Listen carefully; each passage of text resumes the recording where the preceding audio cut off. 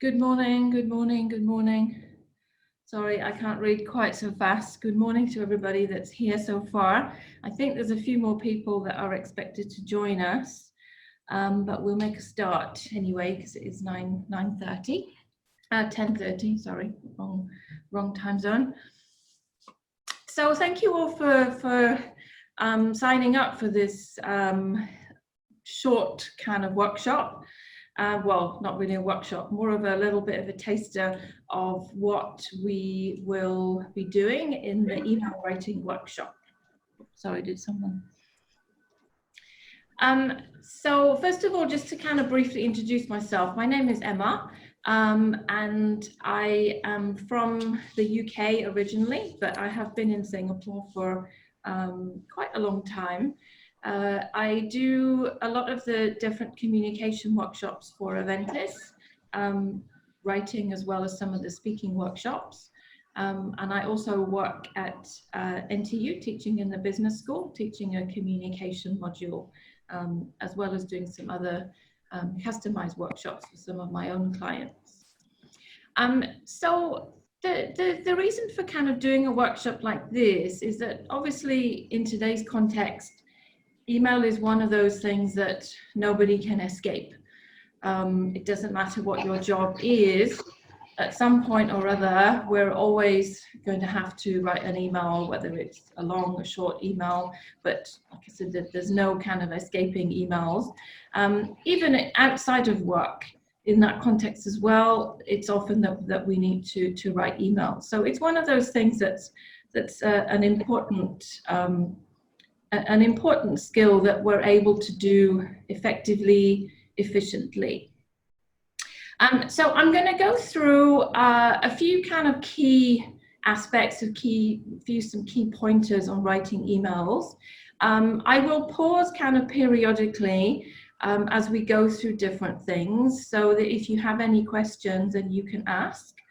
And then at the end, I'll also allocate a little bit of time for a Q&A session at the end as well. So if there's anything that any kind of specific questions that you have, or anything that's maybe not very clear, or you want to check certain things, then please go ahead and ask. Obviously, because there's quite a lot of participants here, we've kind of put you on mute first, because it would be a little bit, might be a bit distracting to have lots of background noise. So I think the easiest way with such a large number is if you type in your message, and then I'll keep checking it. Type in your question, sorry. So then I will keep checking it. So I'm going to use a mixture of kind of me talking, so you'll see me a little bit, and then also use a few slides to kind of illustrate a few points as well. So like I said, if there's anything that is not clear, if the audio isn't clear, then please just let me know. Okay, so I think the first question to kind of start off with is, why is it important to have good writing skills? So I'm just going to move back to my my slides, just a second.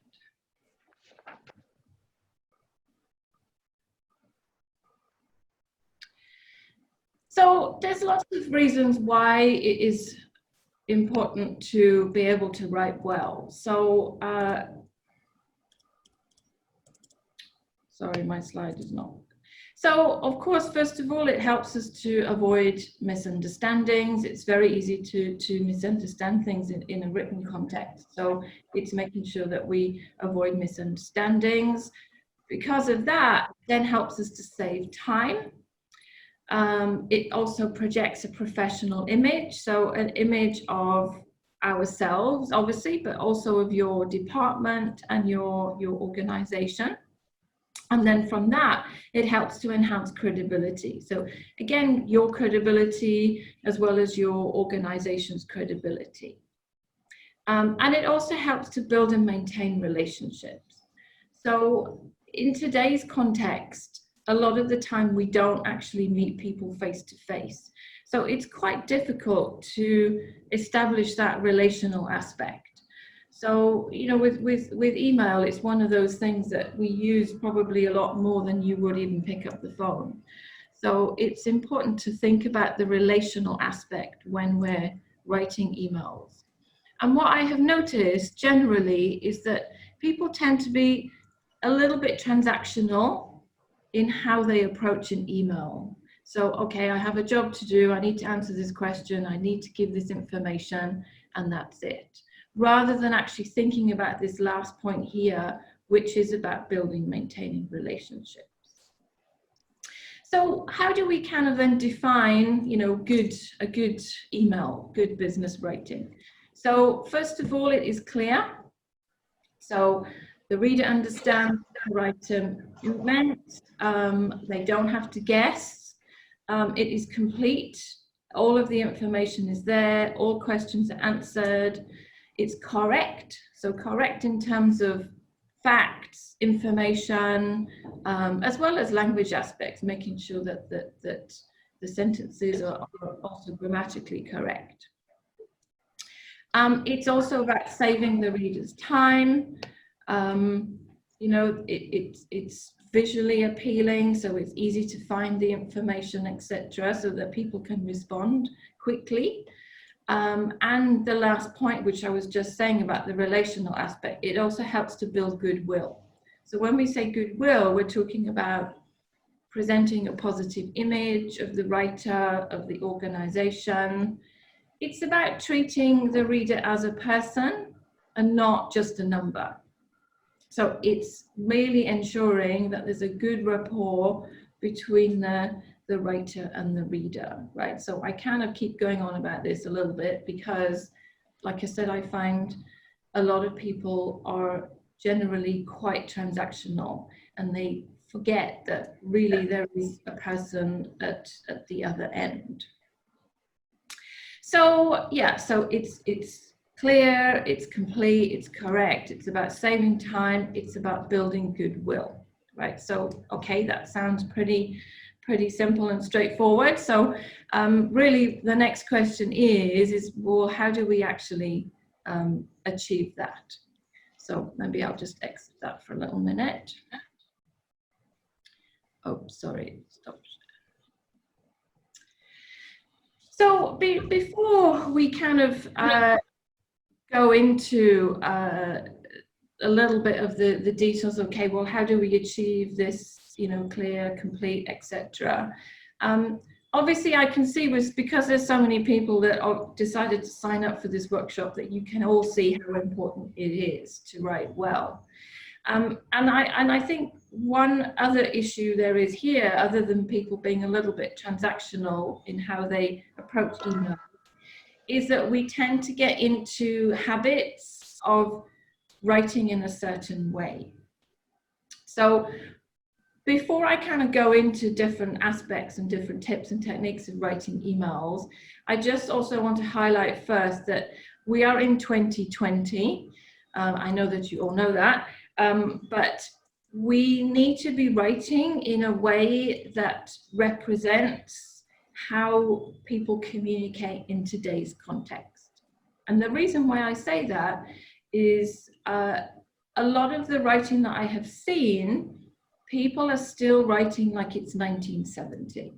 So people might be using phrases like kindly, please be informed, pertaining to, please find attached, please advise, please see below, etc. So all of those words and phrases were fine in 1970, but not in today's context.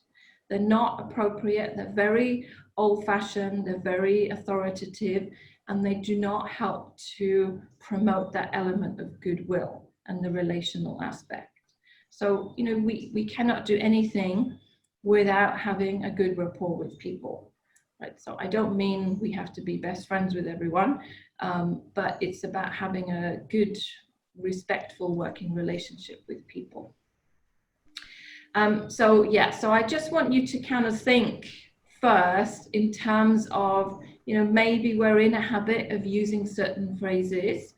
So it's now the challenge is to look at how we do things and think about, okay, well, is there any way I can do things differently? Can I improve or change a little bit the way that I approach my writing? So this kind of workshop is generally not particularly difficult. The challenge for most people is that we have to unlearn and relearn. So for example, if you use a phrase like please find attached and you were always using it, then to change that and use a different phrase, it sounds quite simple, but it requires that unlearning and relearning, which generally, like I said, is a bit harder than just kind of learning something new. So that's kind of the other thing I would like you to think about, is to just be a little bit open to thinking about different ways of phrasing things and maybe changing things a little bit. Even if you do a workshop, 1 or even a 2-day workshop, it doesn't mean that things will instantly change. Like I said, changing a habit, as you know, is quite challenging. So it's it requires just a little bit of repetition. So the other thing to note as well at the start is that what works for one person is not necessarily going to work for someone else. So I'm not going to share with you examples on, oh, this is the perfect email, because there is no perfect email.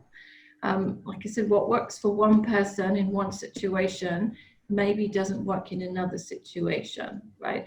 Plus, we're all different. We all have a different way that we use a language. We all have different preferences of vocabulary.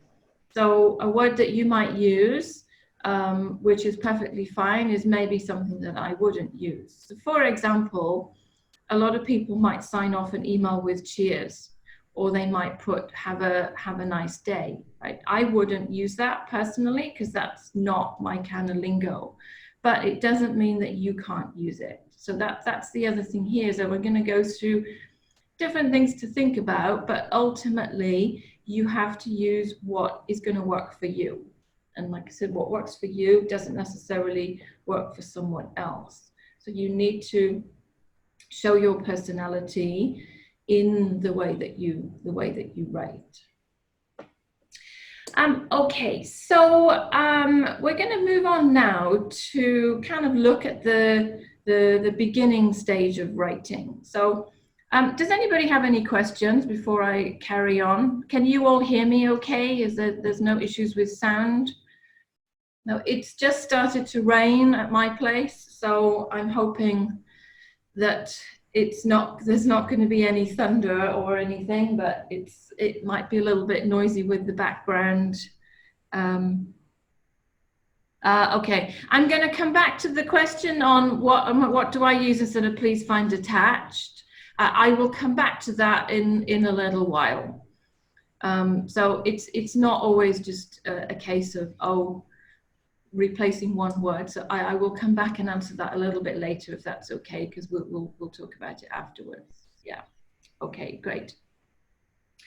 Okay, so writing is one of those things that's really not always very easy, right? So I'm going to share with you just another slide first before we...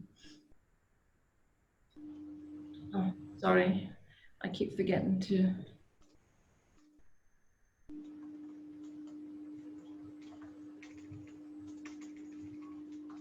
So here, if you look here, those of you who work in kind of frontline kind of jobs or maybe customer service, you're probably familiar with this. So here, I'm not talking about emails yet. I'm talking about face-to-face communication. So this is from a very well-known research paper, or some research that's been done into communication. So if you look here, how we communicate face-to-face, right? There are 3 elements that we use to communicate. We've got the majority, 55% here, is on body language. So body language, eye contact, posture, facial expressions, etc. 38% is your tone of voice. So obviously things like the volume, the intonation pattern, how you use word stress, etc. And then here, 7% only are your word choices. So if you think about how we convey our messages face-to-face, there's lots of things that help us to deliver that information. And like I said, this is not anything based on nationality or culture. It's in general, that's how we all communicate. So if you then think about, okay, well, what does this have to do with writing? If you look here face-to-face, there's only 7% that is, you know, we're not saying that words are not important, but if we didn't use the right word, or maybe the sentence structure wasn't clear, or maybe the sequence wasn't clear, it's not going to overly hinder someone else's interpretation of the message. Right? You can still get your message across, and you don't have to worry so much about sentence structure, blah, blah, blah. You know, obviously things like punctuation, spelling, we don't have to worry about that either. So if we come back to how this relates to emails, obviously with an email, you don't have the body language and you don't have tone. So in an email, this is actually, the word choices are completely 100 in an email. So what that means is, you know, that kind of explains why writing is quite difficult, right? It's difficult because you don't have these two elements. You don't have the voice and you don't have the body language to help you deliver the information. We are completely reliant on the word choices. So that's why we have to be extra careful when we are writing, so that we pick the right words. We think about the sentence structure. We think about the sequence. Even very simple things like making sure that the things are spelt correctly, that the punctuation is correct. We have to think about the visual appeal. You know, how have we used the paragraphs? Do the sentences flow logically from one to the other, right? So it's kind of, I like to look at this first because it puts things into perspective and shows us why, you know, writing anything, not just emails, but writing in general is a little bit harder than having to speak to someone on the phone or have a meeting face to face, right? So it's because we don't have those other two elements to help us deliver that information. Yeah. So for that reason as well, it's also quite important to think about whether an email is your best choice to convey that particular bit of information. In some cases, yes, maybe email is easier. But in other cases, for certain types of messages, maybe sensitive messages, it might be a little bit better to perhaps speak to someone first before you then think about putting it in an email, right? So it's at least it kind of gives us a few more options, and so that we also don't think that, oh, email is my only option. We have to remember that, no, you have other ways of communicating certain bits of information. And I think in today's context, we tend to over-rely on email, and we have kind of forgotten that we can actually pick up the phone, or maybe even arrange a meeting or go and see someone. Right, so remember that email shouldn't actually be your first option. Like, there are other ways of getting our information across. Plus, going back to the relational aspect, it's a little bit harder to build a relationship in writing only, you know, whereas face-to-face, because you've got these other elements, the voice, the body language, it's much easier to see and to hear and to feel that level of sincerity and connection and rapport with people. Even now as I'm talking is, okay, you can see me. Oh, maybe you can't see me now because I'm doing slide share, but okay, so now you can see me, and you can hear me, but for me, I can't see you and I can't hear you. I can only, so it's always, it proposes other kind of challenges because I'm not getting instant feedback in terms of whether whether, oh, sorry, can you? Sorry, I'm not sure who that is, but could you mute?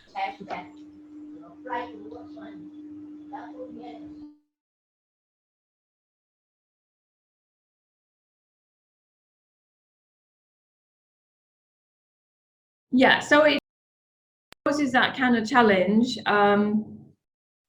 because then I obviously don't get instant feedback, so I'm not sure, is it clear, are things kind of understood, do you agree, do you not agree? So, you know, it poses a whole other list of challenges, which is the same as when you send an email.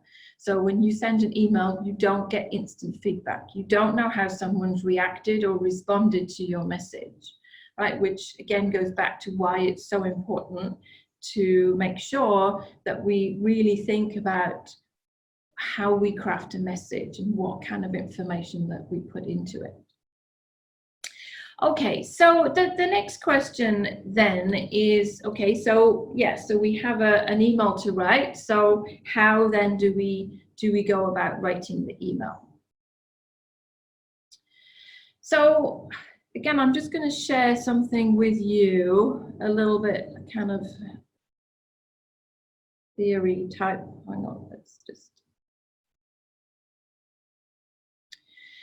So if we think about, oh, sorry, communication. So this is also something that is quite important that will connect us to the next bit, which I'm going to talk about, the planning process. So this also is based on research. So generally when we talk about management, leadership, any type of communication, usually we use one or more of the basic communication objectives. So what do I mean by that?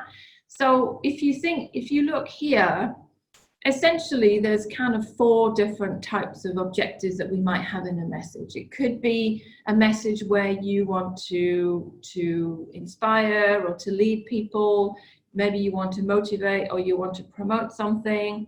Maybe it's a message where you're just giving information, or it's a message which is really about building rapport, generating trust. So this applies to also if you were doing a presentation as well as a written communication. So if you look at these and if you think back to your emails that you write, you will very clearly see that obviously it's not just going to be one thing, right? Maybe you've got some information to give people, so it could be primarily an informational message, but there could also be some element of rapport that comes into the message as well. Or again, maybe you're trying to promote something, or trying to persuade people to do something. So it could be primarily promotional, but at the same time, there may be a little bit of information that you need to back it up. And also there could be some relational aspect. So that's kind of really also just to get us thinking a little bit about communication in general and what it is that we're trying to do, right? So like I said, I think what we do a lot is that, oh, I've got an email to write and I just write it and that's it, without reflecting a little bit more in terms of what exactly are you trying to do. So that kind of leads us then on to, okay, so we have an email to write. So what is the whole process that we go through of writing the emails? So I think this is something that I'm sure you're already quite familiar with. It's not that this is anything new to you, but I think if I asked you how many of you actually spend time planning before you write, I think we all know that we should. But whether we do in practice is perhaps another thing. So here, when I say plan before we write, I'm also not talking about spending 2 hours on something. It really is just a case of taking a few minutes to think about things before we start. So what is it that we're thinking about in the planning process itself? So the first thing is thinking about your purpose. So just as we looked at is your message informational? Is it something that you're trying to get people to do or to change or to promote? So what is your purpose? What do you want your reader to know or to think or to do after reading your message? The other thing then is to think about, okay, who actually is your reader? So when we talk about consider your reader, we're looking at things like, are they internal or external? Is it one person? Am I writing to a group of people? What is their background? So if they're internal, and maybe even within your team, obviously they will have some prior knowledge of whatever you're talking about. So you wouldn't need to include so much information. If it's someone that you're writing to for the first time, maybe you need to give a little bit of context. Maybe you need to explain things a bit more fully. If you're an engineer and you're writing to a fellow engineer, you can use engineering terminology. But obviously, if you're not, then you would need to think about what kind of word choices and language you use. So just thinking a little bit about who you're writing to. You may also consider cultural aspects. So different cultures have different ways of communicating. So that could be another consideration in terms of how you format, how you structure the information. Reaction. So we also need to think about how is my reader going to react to what I'm going to tell them. So if it's an informative message, it's generally quite straightforward. This aspect here comes into play a little bit more when it is maybe a negative message. So if you're going to reject someone or say no, then you can already anticipate that they're not going to be happy or they're not going to agree, etc. So the point with considering reactions is that helps us to think about what content we can include to help counter those reactions. So it's important to have a think about that. And then familiarity, what I mean here is, how well do you know the person? Is it someone that you communicate with often? Do you already have a rapport? Or is it someone that you've never met before? So familiarity, formality then would come into play there. So there's lots of things to think about in terms of your reader. Right? If it's a very routine correspondence, obviously this is something that we might do automatically and we might do quickly. But if you're writing to someone for the first time, it's really important to think about these things. So when we've thought about that, then you can think about, okay, what information do I need to include? Right, so if you don't think about these things here, you cannot decide on the information. You must think about your purpose and your reader, then you will know what information you need. Right, so then when you've got your information, then you think about, okay, how do I organize it? What am I going to say first and next? So I will come back to direct and indirect shortly. Then the other sections are quite easy. Obviously, it's writing, and then you're just then thinking about, okay, is it clear? Is it concise? Is it correct, etc. So the editing part, or rewriting, or checking, whatever you want to call it, I think is also something that maybe we tend to neglect in today's context. It's very easy to hit the send button. Once it's gone, it's gone. So we have to be extra careful in making sure that all of the information that we have put is appropriate, it is relevant, it is correct for that particular person and that context.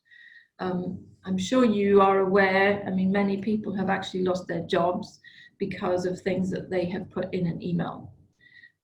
So it's going to be with you forever. So you need to be very, very careful and just check that there's nothing that is not appropriate. I'm sure also you're all on social media, I would guess, that the way people respond to emails sometimes end up going viral. So it's also thinking about, okay, you want to make sure when you send a message, the whole world is not going to see it because it's not been appropriate, or something's being missed out, or it's not professional, etc. So here, just to kind of recap, I'm really not saying you need to spend 2 hours. Really, this is just a case of thinking a little bit about what you want to say before you start, right? So our brains do not work in a straight line. When you have a task to do, this is how your brain works. It is very random. So if you start writing your emails without planning, that is what it's going to look like. So we want a nice, logical, straight line to the content. This is the same, those of you who have children in school and they need to do exams, they need to write essays, it's the same process of making sure that they plan first before they actually start answering the question or writing the essay or whatever they need to write. Good, okay, so does anybody have any questions on that so far?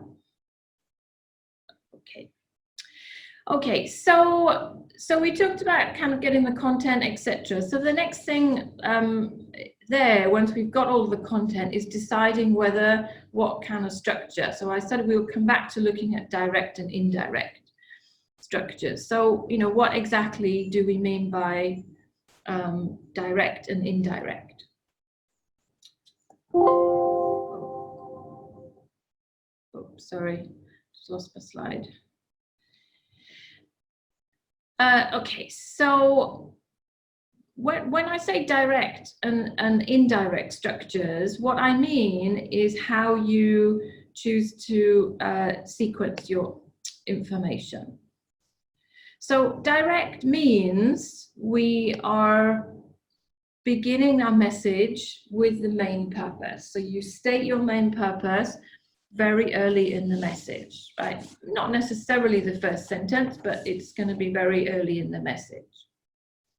Whereas indirect is where you have an explanation, or sometimes it's called a buffer, and then you would have the main purpose. So typically, if you think about your messages, more than likely, most of your messages will be direct.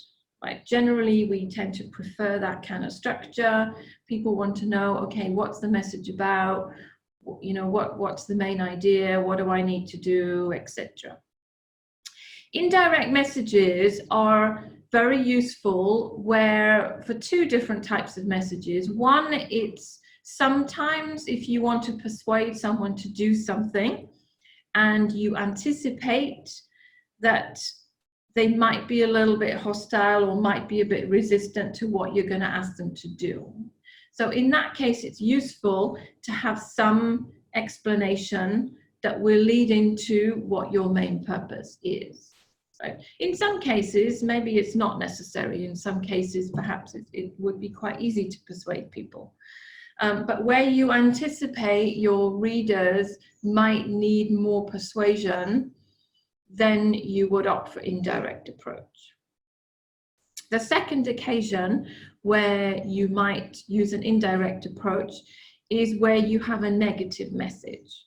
So with a negative message, if you're going to reject someone, of course, we already know that they're not going to be happy. You know, can't escape that. If you're going to say no, of course, people are not happy with a no. So it is useful sometimes to help you to persuade them to accept the no if you give some explanation, right? So at least kind of like setting the groundwork, so to speak, so that then by the time you get to no, they already know what you're going to say, you've prepared them, and they also understand your rationale. So, you know, again, there could be cases where negative messages, maybe you opt for direct, but most of the time you would opt for indirect approach with negative types of messages. So just one point about the explanation or the buffer here is just make sure that it is not too long, and it is not, it needs to be relevant and appropriate, and logically then will lead to the main purpose. Quite often we think, oh, I need to start off with something positive before I get to the negative part. But in some cases that doesn't work because you really mislead the reader. So for example, if you were applying for a job and you didn't get the job, if your rejection letter comes and it starts off with saying about how amazing you are and what fantastic qualifications and experience you got, then you be kind of thinking, oh, maybe I have got the job.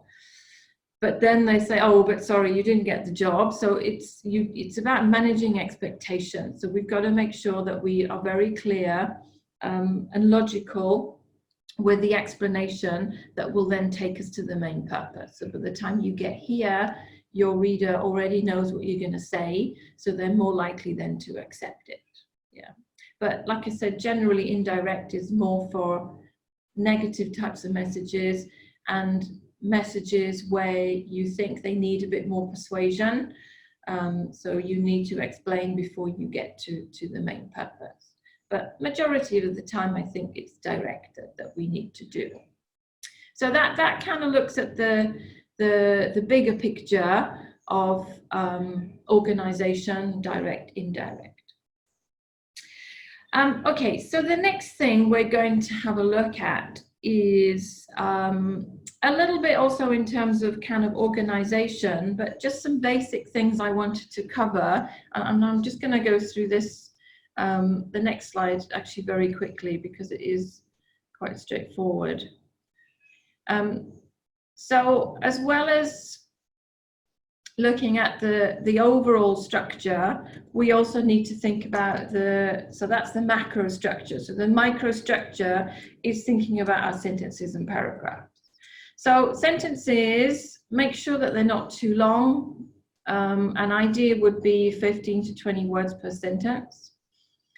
If any of you are into buying 4D, this is always a good number to buy, 1520.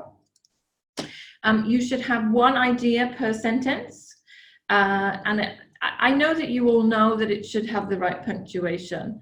However, there are so many emails I have seen where people just seem to forget to put a full stop at the end of a sentence, or even the use of commas.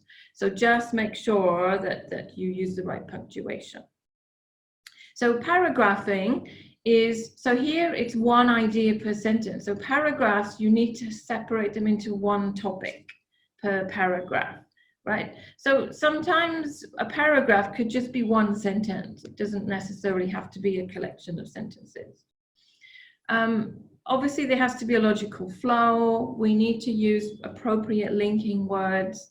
And you can also, here I've put where appropriate. So it doesn't mean we have to, but if you can separate information, it is quite useful to use maybe headings or subheadings or lists. You know, like if there's several questions that you need to ask someone, it's quite useful to put it in a list form. Yeah, so those are just some kind of basic reminders, really. I think we all know these things, but sometimes we tend to forget. So now we're going to move on to some specific kind of phrasing. So this shortly we'll answer the question of if, you know, please find attached, but kind of before we get to that, we're going to have a look at salutations. So there's a couple of ways that we can start off our emails. So if you look here, there is no comma, right? So in today's context, we don't need a comma after the salutation, right? So that's just something that's also changed. So the main point to note here is, however you begin, you should think about what is the best way to close. So if you start off with a hi, you will not use best regards, because hi is less formal and this is more formal. So the main thing about salutations is just make sure that you are consistent with the level of formality or informality, right? There is a difference between saying dear so-and-so and hi so-and-so. Slight difference in terms of the level of formality. So just think about that, and then that helps you to decide how you're going to end up. I've seen people writing endings like thanks and regards. So my point here is There's nothing wrong with saying thank you at the end, right? But my question always here is, what are you saying thank you for? So most of the time, people end up putting thanks at the end of an email just because, well, just for the sake of saying thanks, and they don't really know what they're saying thank you for. So when we overuse something, it then doesn't have the same meaning. So if you're going to say thanks at the end of every email, it will not have the same meaning. You know, whereas if we use it when we genuinely want to say thank you, then it will mean something to people, right? You know, plus you don't need thanks and regards as an endings. One or the other one is fine. And here, with short form of regards, this is the same point as sometimes even in an email, you see people write please or you or thanks. You know, you are not sending an SMS, right? You're sending an email. If you are using short forms like that, essentially what you're saying to your reader is, number one, I can't be bothered. And number two, that you are not important. You know, it's not difficult to type out an extra few letters. There's actually no excuse for this kind of thing. So it's just, you're not telling the reader that you have given them the time and the effort. Right? I'm not talking about whether you're sending a WhatsApp to your friends or whatever. You do whatever you like. But in an email context, this really is not appropriate, right? Like I said, there's no excuse for writing this. It just shows that, you know, you're in a rush, you can't be bothered, and that you're basically saying to your reader that they're not important.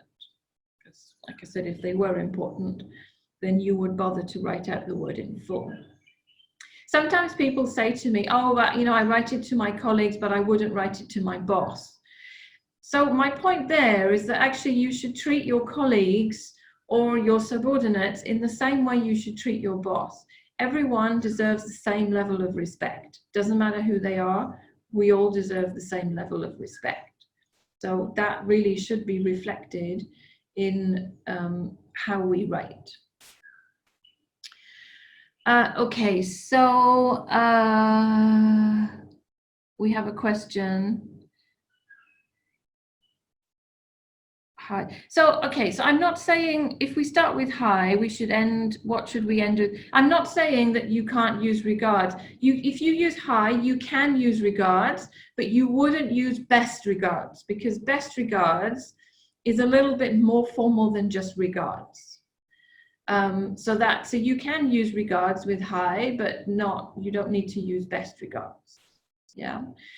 Sometimes you can just sign off with your name. Sometimes you could sign off with thanks if really you need to thank somebody for something. You know, my main point here really is I think we need to be just a little bit less autopilot. I think what I have noticed with emails is that we are far too autopilot. Email comes in, which is also what I said earlier about being very task oriented. We focus on just the task rather than looking at the bigger picture. So we need to think and remember that there is a person at the other end. Right? It's very easy to forget that there's a person at the other end. Even now, it's quite easy for me to forget that there's actually people at the other end because I can't see any of you. I only know you're there because there's the odd message that comes in. So even with an email, it's even worse, right? That it's quite hard to see. So warm regards is also fine. So can we write to our boss if we use hi? Yeah. So again, the hi, the regard. So this really depends on what your relationship is with your reader. So with one boss, they might be quite, I don't want to say casual, maybe they're a little bit less formal. With another boss, maybe their style is very formal. So I would always take the cue from whoever it is you are writing, you know, if they've written to you, then look at what did they use when they wrote to you. Did they use dear? Did they use hi? If I'm writing to someone for the first time, I've never met them, I will always use dear. Subsequently, if you get to know people a little bit better, then it can move to hi. But again, like I said, it actually depends on the person as to whether they kind of want a little bit to be less formal or not. Some organizations I've worked with have said that when you're communicating with customers externally, that it should always be dear. But so that again is something that, you know, within your organizations, you need to establish what your organization standards are. And the main thing is to make sure that everyone in your team is consistent with how you use it. So then we've got, does the use of uppercase and lowercase in ending the email? Oh, I think you mean best, as in best regards, as in capital B and capital R. Normally, it's the same if you were sending a letter and you'd write yours sincerely. The Y is a capital and the S is a lowercase. So it's the same with best regards. So B would be capital and regards would be the lowercase. I mean, obviously it's not all capitals, otherwise you are yelling at your reader, which maybe you want to do, but maybe not advisable. Can I write directly? Can I write? Okay, actually that's also a good point about, do you still need to use, yeah. If you look at email etiquette, articles and books, they do actually say it is okay to start off an email with someone's name, like Emma, blah, blah, blah. Personally, I don't like it. I think it's a bit abrupt. I think we still need a bit of common courtesy. I would still put hi or dear, whichever one you prefer, rather than just oh, Emma, blah, blah, blah. Again, I think really that it's your choice to decide what you think is going to work for you, and what is normal within your organization. So yeah, things like good day is also fine. Like I said, I wouldn't use it because it's not something I would verbally say to anyone anyway.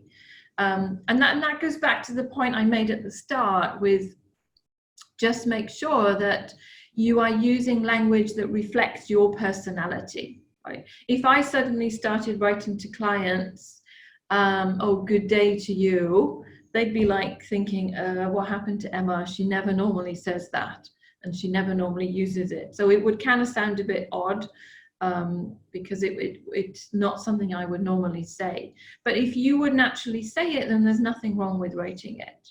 The same with warm regards. I wouldn't use it, but it doesn't mean that you can't. So, you know, that kind of, we're going to come back to that also when we talk in a little bit while at different phrasing. It's very important that you use what you're comfortable and what is natural for you to use. Yours sincerely, I would only use it in a letter. Right. I think in an email, it is a little bit too formal. Having said that, I have come across clients who have told their staff that they should be putting yours sincerely at the end of an email, right? But, you know, again, like I said, you just establish what is normal within your organization. Definitely it's appropriate for a letter if you have used someone's name, so dear Mr. So-and-so, and then you would end with yours sincerely in a letter. Personally, I think it's a bit too formal for an email, but again, like I said, if that is your company standard, then really you have to follow whatever your organizational standards are. Yeah. Okay, so yeah, so that kind of looks at the salutations part. So The next question is going to relate to a question from earlier. So, like I just said, use words and phrases that you would naturally use. So it's going to be the same for the next point, right? So so we need to use words and phrases that we would naturally use in conversation. Oh, sorry. So we need to use language. So earlier, I'm going to write this down again. We are in 2020. Can you believe it? 2020, a strange year. But, you know, here we need to use, and I put in inverted commas, modern. When I say modern, I mean words and phrases that you would, that are appropriate in today's context, right? So I'm guessing that these phrases here, like please find attached, please advise, kindly be informed, probably come up quite often in certain emails. So years ago, it was perfectly acceptable to write like this. You know, this was the standard of writing. This is what you're supposed to use. But if you think about your writing, think about your communication in general in today's context, I don't think any one of you would talk to someone and use any of this vocabulary, right? So that's the first point here. Is if you wouldn't say it, then you shouldn't write it, right? You must always use words and phrases that you would naturally use in conversation. So there's a couple of reasons why these words and phrases are not that appropriate. Number one, they are instructions, right? So I'm not saying you cannot use instructions, but not every sentence needs to be an instruction, right? So here, when you look at the phrase, please find, this is a very clear command. You're telling someone to find the attachment. Please advise. I mean, first of all, that's also not complete, but it's an instruction. Here, you are telling someone to be informed. So these three here are actually, they're all instructions and they're not very clear. So you don't need to tell someone to find the attachment. So the issue with this is that often in one email, you've got, please find attached, please see below, please revert. Also wrong choice of word, but you know, please reply. So in one email, I know people say, oh, but I've used the word please and therefore it's polite. But again, there's a fine line between, we want to be polite, but I'm not saying you can't use please, but how many times do you want to use it in one message? But it becomes very repetitive and very authoritative. So here, let's say if you put, for example, I don't know, please find attached the report. All you need to say is I have attached the report. So you tell someone that you've attached it. You don't need to tell someone to find it, right? So it's just you give a statement rather than an instruction. So things like please advise, first of all, it is not a complete sentence. This is not complete. Secondly, most of the time I've seen the please advise when it is at the end of an email. So most of the time it is redundant because you've already said what you wanted to say at the beginning. So if you go think back to when we talked about direct versus indirect. So direct structure is your main purpose is at the beginning of your message. So usually that is where you would say or you would state exactly what you want from the reader. So by adding please advise to the end of a message is generally quite redundant, right? Plus it's also ambiguous. Kindly be informed is like this please find attached, it is redundant. So let's say you want to say to someone, oh, kindly be informed that there's a meeting on Monday. You can just say there's a meeting on Monday. You don't need to tell someone to be informed about the meeting. As requested is also if I have requested something, I think I already know, so it's also redundant. You don't need to tell someone that they requested it. For your retention is also redundant. If I'm sending you something, then obviously it's for you. Otherwise, why am I sending it? Things like earliest convenience is ambiguous. What does earliest convenience mean? It is, again, it's just not clear. And a word like teleconversation is made in Singapore word. It is also not, it's not a real word anyway. So what you need to think about is, I think this, let me just answer a couple of questions. So what we need to think about is, what exactly do you want to tell your reader? Right? If your reader was in front of you, how would you verbally say it? Because that's roughly how you should write it. Okay, sorry, I missed a couple of questions. How should we address the salutations when replying if you're not sure? Yeah, that's always a good question if we don't know the gender of someone. Yeah, I would just put their, like, maybe let's say you didn't know my name, whether Emma was a male or female name, you could just put Dear 𝗟𝗶𝗸𝗲. You would just put the full name without any salutation. I would guess that only comes if you are writing to someone for the first time. I think subsequently, you would probably then see from their signature sign off, and then just have a look and see what they put in their signature sign off, and then that should make it a bit easier. Can address their name instead. Yeah, you can use names, but like I said, I think we still need the kind of the salutation first, dear or hi, with a name rather than just a name by itself. Yeah. Okay. So if you don't know who you're dealing with, is again, if you're writing to, I don't know, let's say you're writing to a government website, I mean, yeah, it could be a case of dear sir, madam, dear officer in charge, you know, you could write something like that. I think in most contexts, we probably, yeah, to whom it may concern, you could in some context. I would guess for most of the kinds of emails that we write in a work context, we probably would already know who we need to write to, right?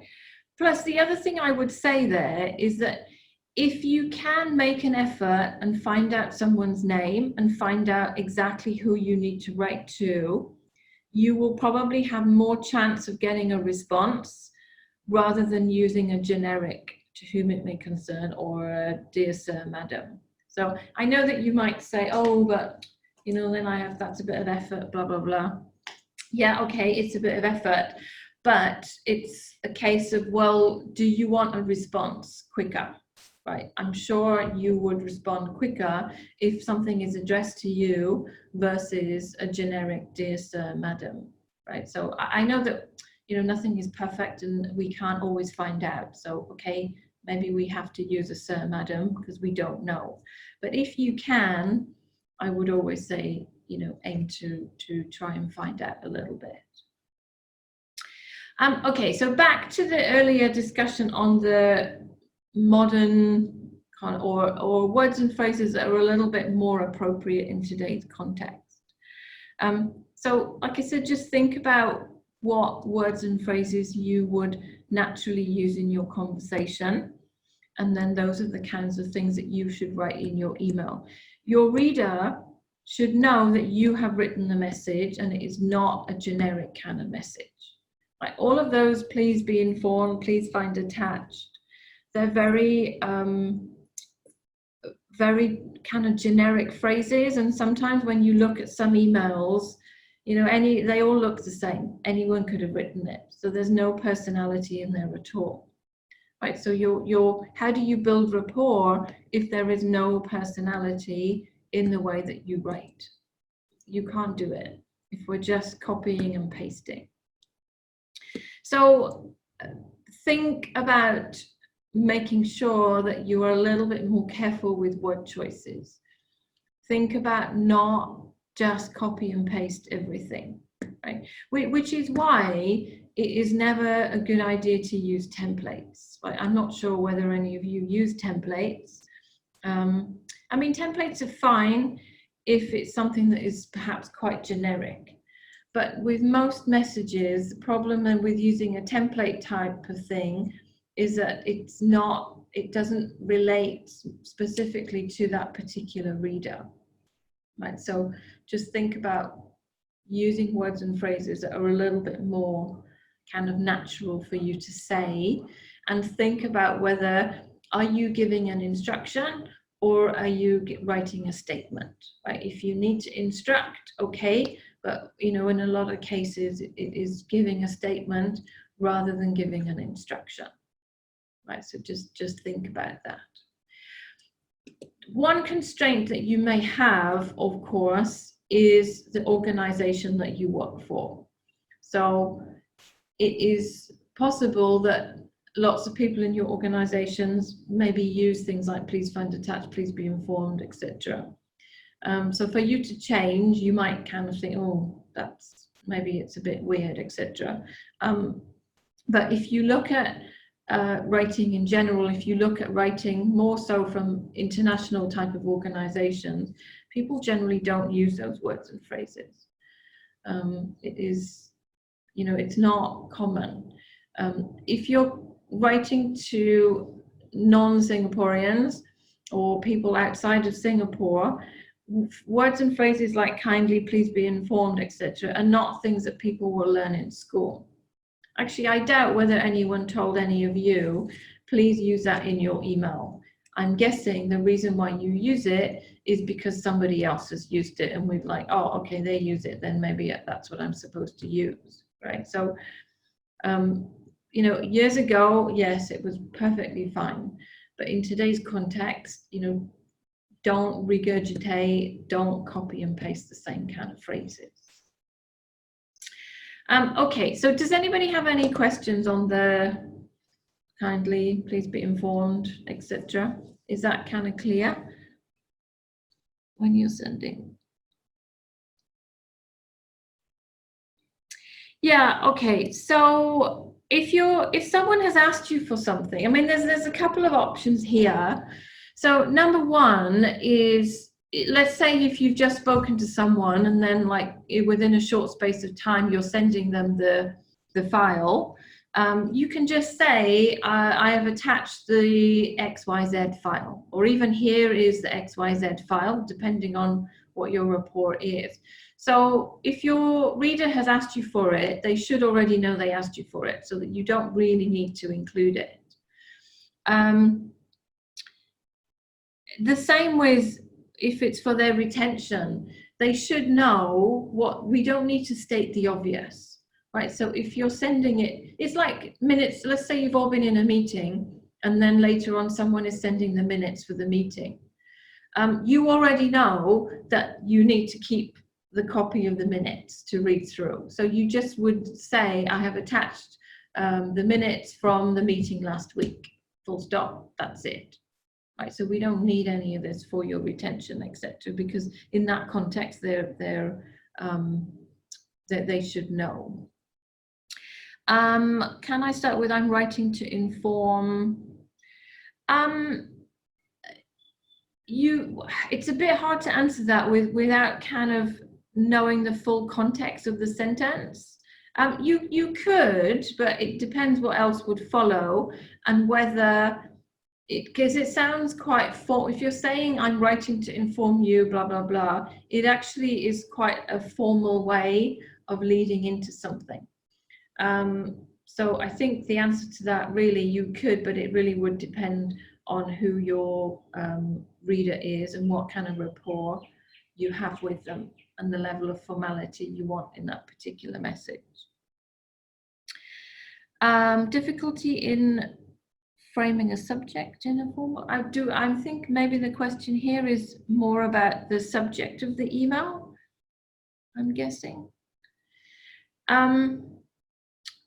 So the subject is, if you're writing a direct kind of message, then your subject should be clear and should reflect accurately the content of your message. Right? Obviously, it can't be too long, no longer than the space that you have, but it needs to reflect accurately what your content is. If you're writing a replying to a negative message and you're using the indirect structure for a negative message, your subject should be neutral. So let's go back to the example of the job, not getting the job. If I'm going to tell you in the subject title, a job application unsuccessful, I've already told you what the rest of the information is. So I'm not going to, your reader's just not going to bother reading the message. So you need to be more neutral with a negative message in terms of the subject line. So it would be something like, job application results. So there, we know it's related to the job application, but you don't know whether it's a positive or a negative thing that we're saying. So it's a bit more neutral, right? But other than that, for other direct messages, it needs to reflect accurately whatever your content is, right? And that doesn't, there's no difference with formal or informal kind of communication. It's actually the same principle for all types of communication. Okay, so hopefully that's answered your question there. So an opening line like, I hope you're doing well. Yeah, so my first point here would be, are you genuinely asking it, right? If you're putting it in just because you think it's a polite thing to say and you don't really care what the answer is, then I would just not bother, right? But if you genuinely mean it, then there's nothing wrong with putting something like that. Again, it goes back to my point about just say what you mean, and if you don't mean it, then don't say it, right? Although we don't see people in an email face to face, you still know a certain amount about the tone of your message will still come through. So, which is why I say you should always use words and phrases that are natural for you to use, because if you're using words and phrases that you wouldn't normally use, it's going to sound really fake. So yes, there's nothing wrong with saying, oh, I hope you're doing okay, I hope you're fine, etc. if you genuinely mean it, right? Don't just put it in just for the sake of it. And then you're not going to start every single message with the same phrase. Again, it's the same point about if we put thanks at the end of every message, is okay, well, what are we actually saying thank you for?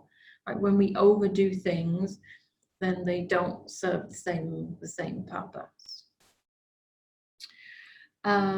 Okay, so if we're sending to a few people, so if we have multiple readers, if you've got maybe 3 people, you could still put Dear Tom, Dick and Harry, for example. I think 3 people, you could still use their names. If it's more than that, then you could collectively call whatever, it depends, it could be like a dear team or dear colleagues or dear sales staff, or maybe if they're from one particular team, perhaps they have a team name, so you could address them in that way, or like I said, dear colleagues or dear committee, something like that. But if it's maybe 3 people, hi all, hi all would also be fine. You could even just say hi. You don't necessarily have to say all. Sometimes if you're not sure, then you could just put hi, and that would still be fine. Yeah. Okay, so are there any other questions in relation to, I see the salutations part is obviously quite one that lots of people have questions on. But do we have any other questions on the kind of the specific word choices? So like I said, if we don't use, you know, please find attached, you can just say I have attached, or here is the document, whatever the document is. Yeah. Okay, so maybe there's just one. Oh, can I add greeting after? Can you add a greeting after using salutations? I think, I'm not sure why you would need a greeting, because a salutation is kind of a greeting. So I'm not sure if I've understood the question correctly, but yeah, I mean, you could put dear Emma, you know, and hope you're having a good day, or hope you're doing well. I think if that's what you mean. Yeah, there's nothing wrong with that, but again, my point would be just say what you mean, right? So if you're not that bothered, then don't put anything. Noted with thanks. Oh, I have many discussions with people on noted with thanks. My question always when people use noted with thanks is, what exactly do you mean when you say it? And if I were to ask you all now to tell me when you write to someone noted with thanks, what exactly do you mean? I would probably get at least 5 or 6 different interpretations of the word. Personally, I would never use it because, like I said, I think it's open to interpretation. It can mean, okay, great, yes, I've understood, but it also has a little bit of a sarcastic underlying meaning, which could be misinterpreted. So I would say no, it's not appropriate, but I know that I will have there are lots of people who will not agree with me. My question to you would be, what exactly do you want to tell your reader when you say that? And is there another way of saying it? Sometimes even just thank you is probably enough. We don't need to say noted. Dear boss or dear Mr. Ong. Yeah, here I would, personally, I would say dear Mr. Ong. But there are organizations where I know that people call their boss, hey boss, blah, blah, blah. So, you know, if that's how you address the boss and how you speak to them, I guess really there's nothing wrong with it. So again, it's going to come back to the individual and what your relationship is with that person and how you would normally address them face to face. You know, some bosses, maybe it is Mr. On. With another boss, it could be dear John, right? So different people have different levels of formality. If you're writing to parents, well, then it would be dear Mr. and Mrs. So-and-so, I would guess. I'm guessing that question relates to from a school. I would probably use some level of formality in a school. If you're the headmaster or headmistress or the principal of a school, you would probably be using a Mr. or Miss salutation with that. If we have a group message and later the message to the individual, should we write in the group message first and the individual, or the other way around? So Lee Hong's question, if we have a group,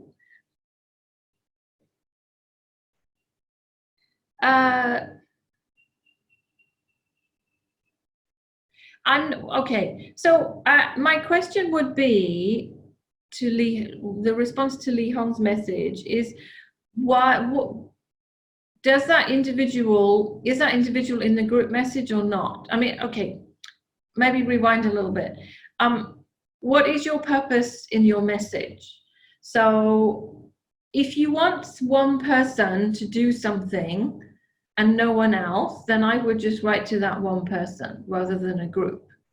If, let's say, one context could be, okay, you write to a group and there's certain, you know, you're just giving an update on some project, and then maybe there's something in particular that someone needs to do, you might add a note at the end and say, oh, you know, Joe blogs, I will send you an email to give you the details of X, Y, Z. and then I would put it in a separate email. It's a bit hard to answer that question without kind of knowing the full context of it, really, as to whether you even separate it or not. So I would probably maybe write to a group first, and then and that's maybe to give all of the context, and then if there's anything more specific to follow up, then I would send an individual email. What's another way to write please advise? So, well, again, what my question was please advise. Okay, number one answer is if it is at the end of your email, it is most probably not relevant, because you should have already stated what you want at the beginning. So the other, okay, so number two would be please advise is I would be much clearer with what you are asking your reader to do, because please advise is actually quite ambiguous. It can mean 101 things. It can be, oh, you know, is this information okay? Or can you give me advice on this? Or what should I do? So there's lots of different ways of putting please advise. My question would be, what exactly do you want your reader to do? Right, and like I said, if it's at the end of an email, most probably it is redundant because you would have already stated what you want at the start of the message. So if we don't use please reply at your earliest convenience, what would be more appropriate? Yeah, so the only way, if you say to people at your earliest convenience, you know that it's never ever convenient, right? So you need to be very clear with the deadline. Right, so let's say you need something, then again, there's not one perfect way, but one option is, you know, please send me the information by the 1st of May. Or you could say, could you send me the information by the 1st of May? Right. One other option is to give a little explanation as to why you need something. So it could be, oh, you know, so that we can complete the report, please send me the financial information by the 1st of May. Right, so again, there's different options depending on who your reader is and what you think is going to work for that person. But the main thing is to be very specific with a deadline. Otherwise, there's really not much hope of getting things. How to address the reader if they're not replying and you want, yeah, okay. Now, this is quite a common question as well, is what if people just don't reply? My first point is, why do you think they're not replying? Right? People don't reply for many different reasons. Number one is that they don't see this as important. Number two is maybe you are not the right person to be sending the message. Number three, they don't have the information for you, and rather than just be honest and tell you up front, people just ignore it. So the first thing I would consider is to, as much as you can, is to think about why haven't they replied, right? You know, is it any of those kind of reasons? If someone hasn't, if you've asked someone 3, 4, 5 times, I don't know, I would pick up the phone. Right, clearly an email is not going to work, right? That's another question. Another question could be, have you stated very clearly in your message what your expectations are? Because if you put something like, please advise at your earliest convenience, actually you've got no hope of someone replying because it's not clear, it is not concrete, it is not specific. So maybe also then have a look at how your message has been written. Right, so kind of just to recap is look at how you've written your message. Number two is, as another option, is maybe you even pick up the phone. But it's also understanding that we cannot force anyone else to do anything, right? You can only do so much. If they're not going to reply, you cannot make someone reply. So then it's a case of maybe you ask someone else to write the message on your behalf, right? So I'm not saying that you wouldn't be credible, but sometimes to get certain things done, for example, you may need someone of a different level to send the message, and then maybe there's a response. So there's a whole multitude of issues there. It really, you have to understand why they're not responding first, and then think about how you're going to tackle it depending on why you think they're not responding. I look forward to hearing from you. Yeah, I look forward to hearing from you is quite a good positive way of ending off a message. It's, you know, let's say if you sent a proposal or something like that, then that would be quite a good way to end off. I look forward to hearing from you, or I look forward to meeting you next week, or I look forward to seeing you, I don't know, whenever. Yeah, so that's quite a good way of ending off. How do we use aside in the email? Okay, very easy. Somebody asked a question, how do we use aside to... actually, if you're sending a question, it might be helpful if you send it to everyone. So I just realized, sorry, I'm answering some questions and some of you can't see the question because it's sent just privately. But I think it's quite, because I'm sure your questions, it's very helpful for everyone to see, because most people generally have the same issues when it comes to these things. So it might be helpful to others if we have it so that everyone can see the question. So the question here is that using the word aside in an email, right? I would never use it, right? If there's something that you need to tell someone, then they should be in the to list. So if it's, I don't know, dear Tom, Dick, and Harry, let's say you're writing to 3 people and each person needs to do something different, then I would start off with an overall introductory sentence and say, I don't know, let's say, for example, oh, you know, there's a few things we need to do to follow up on project X. So Tom does this, you know, Jane does this, and Harry does this. And then to separate it and just say to specifically what each person needs to do. I really don't see the point in using the word aside. And a lot of the time it's used at the end of an email.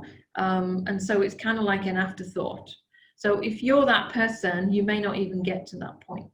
So I would, the answer simple there is never use aside to. I wouldn't use it.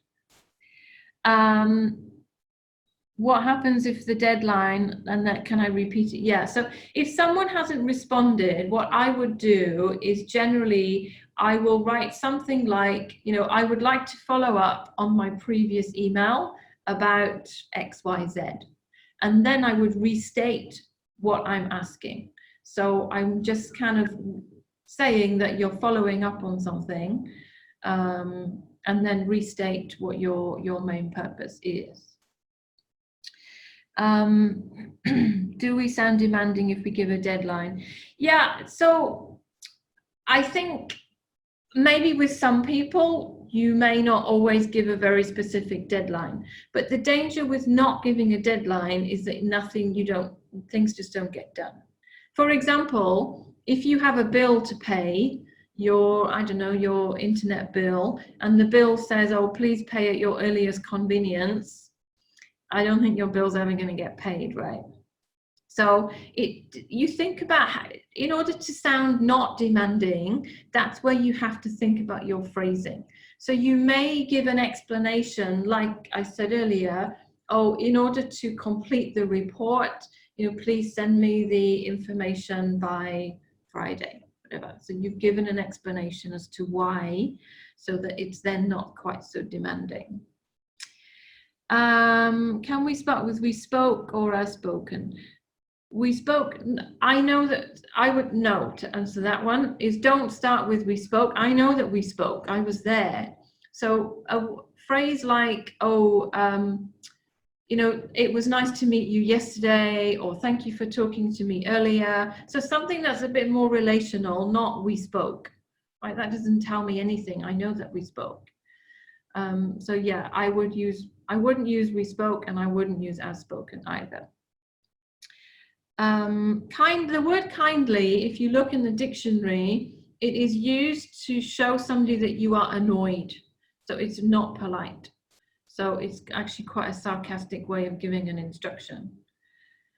No, so again, I wouldn't use kindly refer to because it's very instructive. You need to think about the relational aspect. So I would write, I would like to follow up on my previous email about blah, blah, blah.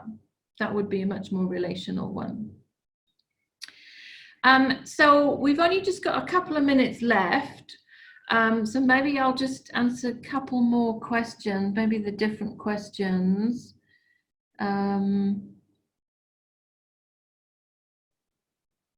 Yeah, the attachment is, yeah.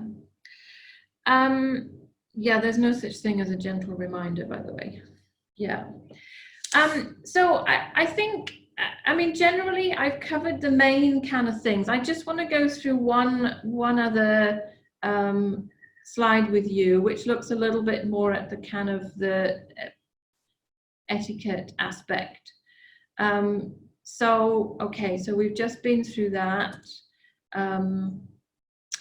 Maybe just to very quickly go through the you attitude. So the other thing you might want to think about is how you, so actually the answer here, this answers a lot of your questions that you've just asked.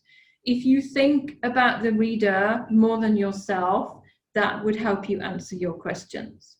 So you need to look at it from someone else's point of view. You emphasize what is important for the reader, not what's important for you. So that actually would help you to answer the questions that you've just asked. So that's an example of, rather than we're promoting a plan, you focus on how that is important to the reader, right? So that's also what we mean. So just very quickly, I think most people kind of know all of this in terms of email etiquette, but just think about how you use font, capitalization, acronyms, short forms. Don't overuse reply all and CC. Think about how you forward information, and think about making sure that the content is all correct.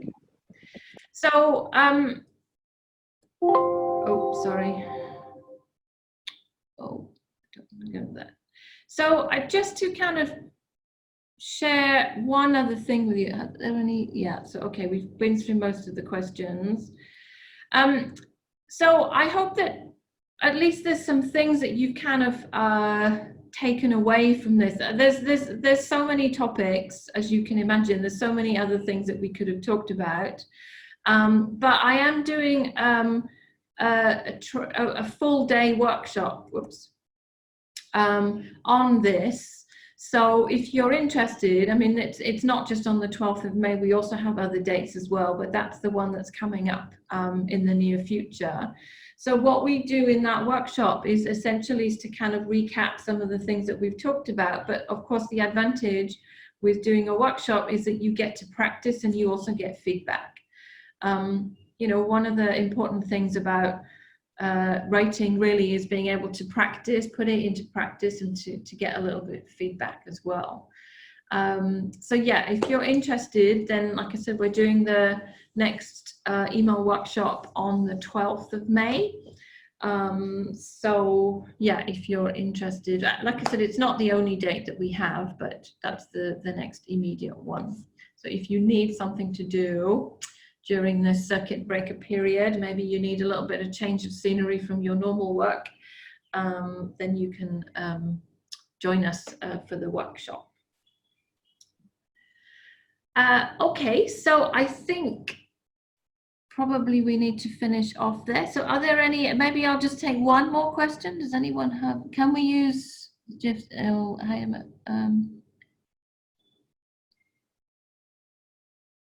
okay. I think, Joey, maybe Aventis will answer your question there. Yeah. Yeah, so I also thank you, and there's also a message from Aventis. So thank you ever so much for joining us. I want to kind of reiterate that. So if you have any questions, then you can contact Aventis at the email there.